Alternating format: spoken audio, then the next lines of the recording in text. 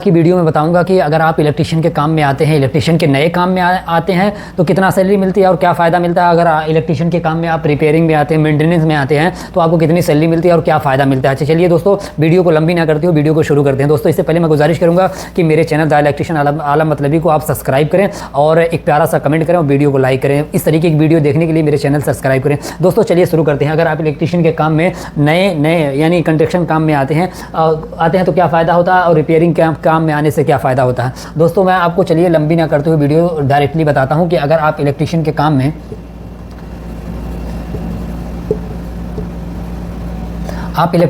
में यानी कंस्ट्रक्शन के काम में न्यू इलेक्ट्रिशियन में आते हैं यानी नया काम में आते हैं तो आपको कितनी सैलरी मिलती है। लगभग आपको ये मान के चलिए 1800 रियाल से सैलरी मिलती है, 1800 से 2000, ये होगी सैलरी की बात। और ये दोस्तों ये 1800-2000 रुपये सैलरी होगी। और अगर आप मेंटेनेंस में आते हैं, इलेक्ट्रिशियन मेंटेनेंस में आते हैं तो आपको कितनी सैलरी मिलती है। आप ये मान के चलिए आपको 1600 से इसमें भी 2000 तक लग सकती है दोस्तों। इसमें भी अगर मेंटेनेंस में आते हैं, रिपेयरिंग में आते हैं,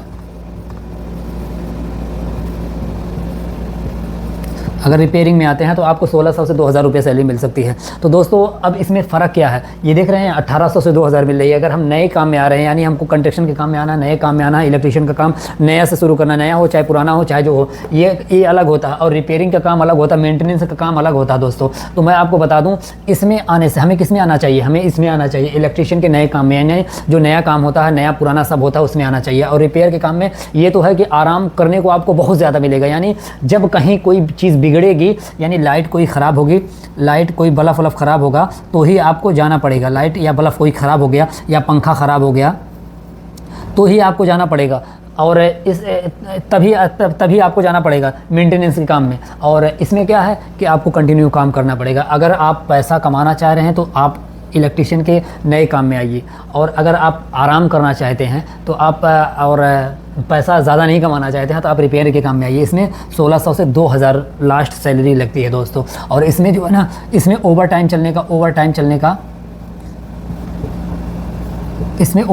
टाइम भी चलता है। जैसे हमारी 1800-2000 सैलरी है ना, ये कभी 2700, कभी 3000 यानी 3000 रियाल तक सैलरी आती है। और इसमें ओवर टाइम चलने का कोई चांस नहीं रहता है, कभी ओवर टाइम चलता है। इसमें रिपेयरिंग में कभी चलता है। और ये नए काम में आएंगे तो जहाँ बड़ी बिल्डिंगें बनती है, कभी इमरजेंसी रहता है तो आपको डेली जो है ओवर टाइम करना पड़ता है। अगर आपके 1800 सैलरी रहती है, अगर आप जो है कि 10 घंटा 20 घंटा या 100 घंटा ओवर टाइम कर देते हैं तो आपकी सैलरी डबल हो जाती है। तो यही फ़ायदा रहता है।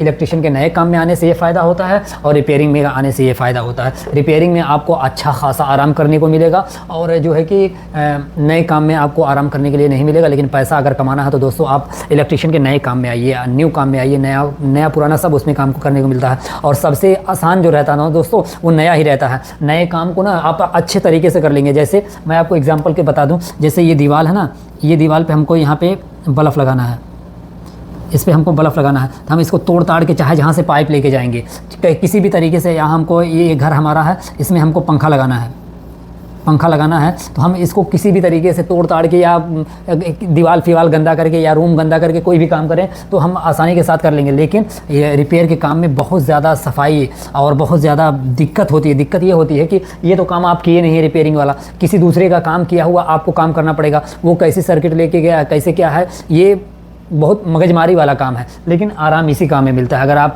धीरे धीरे काम करते करते जान गए तो आपको बहुत अच्छा खासा आराम करने को मिलेगा। इसमें जो है नए काम करने में आसानी रहती है। कहीं भी आपको नया काम करना रहता है तो आप यहाँ से वायर उठाएंगे, वहाँ ले जाके डाल देंगे। आपको पता रहेगा हमको यहाँ से स्विच देना, वहाँ देना है। और ये पुराने काम में भी, रिपेयर के काम में हमको ये स्विच हमारी अगर ख़राब हो गई, ये सॉकेट ख़राब हो गई दोस्तों, तो हमको हर सॉकेट को चेक करना। पहले ब्रेकर को चेक करेंगे, MCB बॉक्स से चेक करेंगे कि हाँ पावर आ रहा है कि नहीं, फिर यहाँ से यहाँ चेक करेंगे। यानी मगजमारी ज़्यादा बढ़ जाती है, दिमागी टेंशन ज़्यादा बढ़ जाता है और आराम ज़्यादा करने को मिलता है। सीधे कहिए कि अगर नए काम में आएंगे तो ज़्यादा पैसा कमाएंगे, मेंटेनेंस में आएंगे तो कम पैसा कमाएंगे। तो आपकी मर्ज़ी है आप किस काम में आना चाहते हैं। और इसी तरीके की अगर आपको वीडियो देखनी है तो मेरे चैनल को सब्सक्राइब करें और मेरी वीडियो को ज़्यादा से ज़्यादा लाइक करें और प्यारा सा कमेंट ज़रूर कर दें। अस्सलाम वालेकुम।